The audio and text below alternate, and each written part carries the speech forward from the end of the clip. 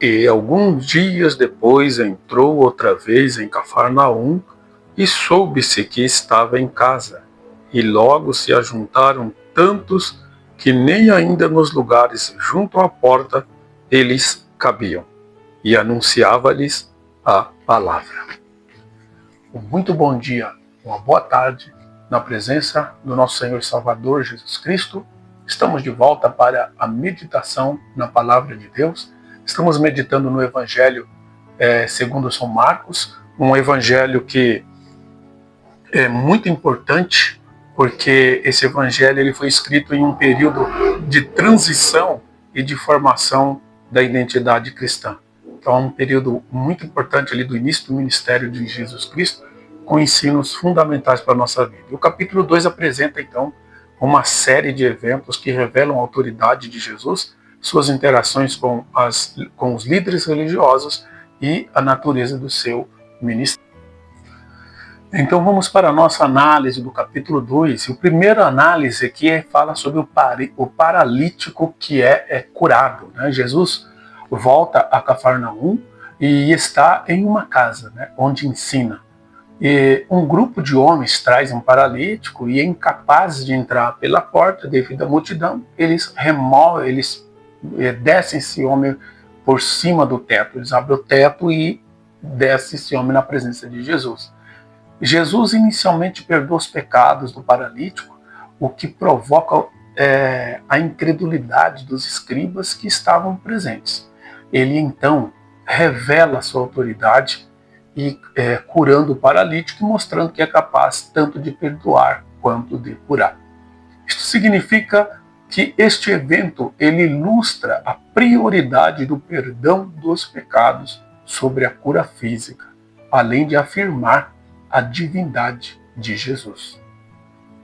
Dos versos 13 a 17, Marcos registra o chamado de Levi ou Mateus.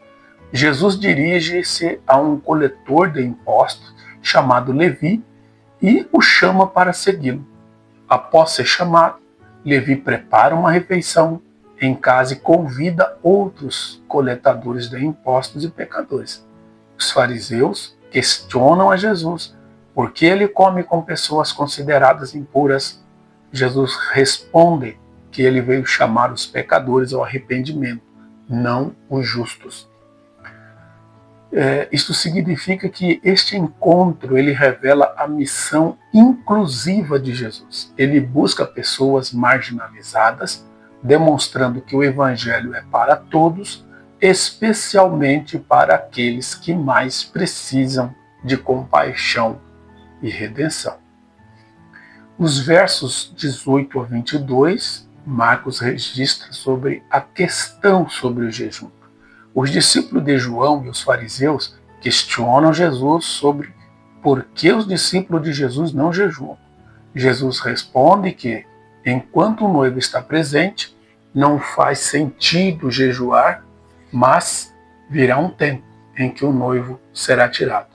Ele usa a metáfora das roupas novas e do vinho novo para enfatizar que sua vinda trouxe algo novo que não pode ser misturado com as tradições antigas. Isso significa que Jesus destaca a nova aliança que está sendo estabelecida, desafiando tradições e normas que podem impedir a verdadeira compreensão de sua missão. Os versos 23 a 28 fala Jesus e o sábado. Marcos registra esse evento. Os discípulos de Jesus que estavam passando pelas espigas em um sábado começaram a colher, o que gera críticas por parte dos fariseus. Jesus responde citando a permissão que Davi teve de comer os pães da proposição e declara que o sábado foi feito por causa do homem e não o homem por causa do sábado. Isto significa que este episódio ele reafirma a autoridade de Jesus sobre a lei e mostra que a observância do sábado deve ser entendida no contexto da misericórdia e da necessidade humana. O que nós podemos aprender deste capítulo? Primeiro, a prioridade do perdão. A história do paralítico nos ensina que o perdão é central na nossa fé. Devemos priorizar a reconciliação e o perdão entre nós, reconhecendo que todos precisamos da graça de Deus. Nós podemos presenciar muitos milagres. Pessoas podem ser curadas de uma cegueira, de câncer, de paralítico. E nós temos muitos testemunhos em várias religiões, mesmo no meio protestante, dessas curas e milagres. Só que eu quero deixar muito claro para você que estas curas e esses milagres não são evidências de uma obra divina no coração dessas pessoas. Embora Deus opere maravilhas e milagres no meio do seu povo.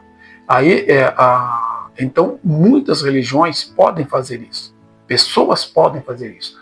Mas uma coisa que nenhuma religião pode fazer, que nenhum homem pode fazer, é perdoar o pecado das pessoas.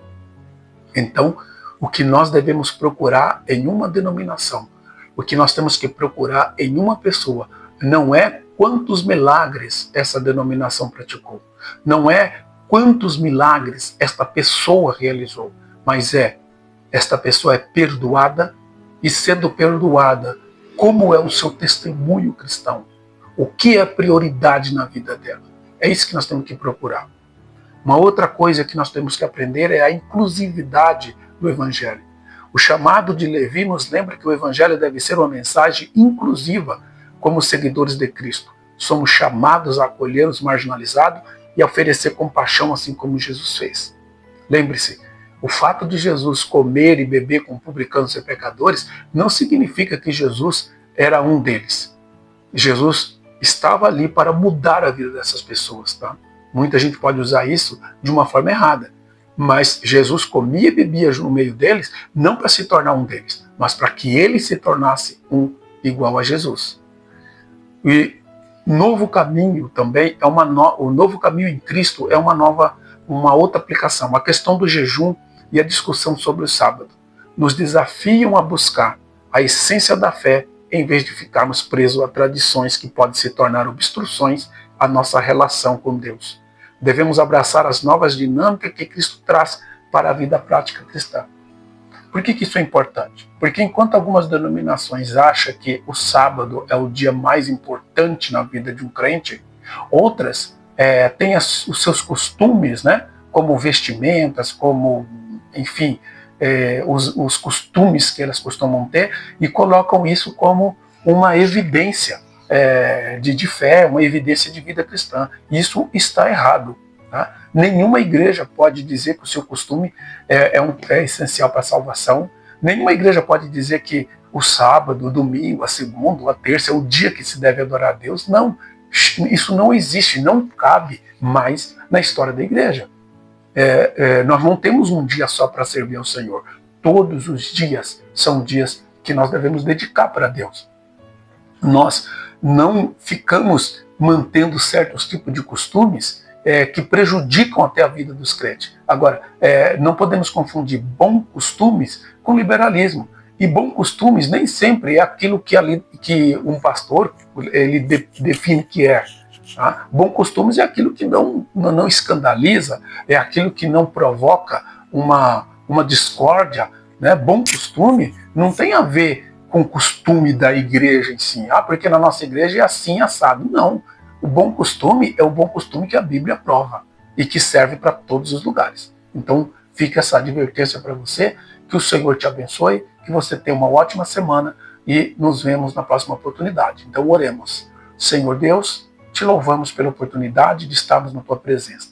Peço que o Espírito Santo ilumine a nossa mente para compreendermos a verdade que é a tua palavra, Pai. Uma verdade libertadora, uma verdade transformadora, uma verdade que salva. E é isso que nós pedimos em Cristo Jesus. Amém.